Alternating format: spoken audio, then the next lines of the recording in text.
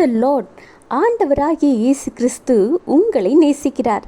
அதனால தான் என் மகள் விழுந்து போகாதபடிக்கு எச்சரிக்கையாக இருக்கிறதற்காக இன்றைக்கு உங்களோடு பேசுகிறார்.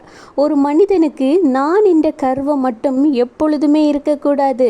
நமக்கு ரோல் மாடலாக இருக்கக்கூடிய ஆண்டவராகிய இயேசு கிறிஸ்து கூட தன்னுடைய எல்லா காரியங்களிலும் தன்னுடைய சுய எண்ணத்தின்படி அல்லாமல் பிதாவின் சித்தத்தின்படியே கேட்டறிந்து ஒவ்வொரு காரியங்களையும் செய்தார்.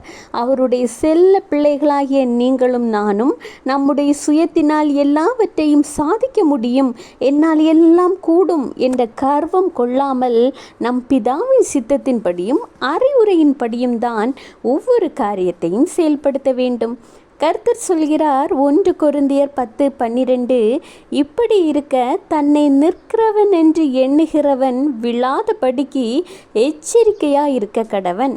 அன்று ஆண்டவராகிய இயேசு கிறிஸ்து நான் என்னால் எல்லாம் கூடும் என்று கர்வம் கொண்டிருந்தால் இன்று நம் பாவங்கள் கழுவப்பட்டிருக்காது, நம் வாழ்க்கையில் நிம்மதி சந்தோஷம் கிடைத்திருக்கிறாது. நாம் எப்படி வாழணும் என்ற வழிமுறையை கூட நாம் அறியாது திக்கற்றவர்களாக நின்று கொண்டிருப்போம்.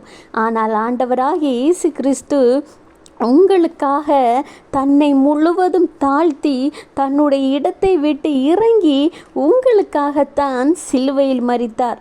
எனவே ஆண்டவருடைய செல்ல பிள்ளைகளாகிய நீங்கள் ஒவ்வொரு பேரும் எப்பொழுதும் உங்களால் எல்லாம் கூடும் என்கிற எண்ணத்தை விட்டு நீங்கள் எதை செய்தாலும் ஆண்டவரின் கரம் உங்கள் கூட இருந்தால் மட்டும்தான் ஜெயத்தை சுதந்திரிக்க முடியும் என்பதை புரிந்து கொள்ளுங்கள்.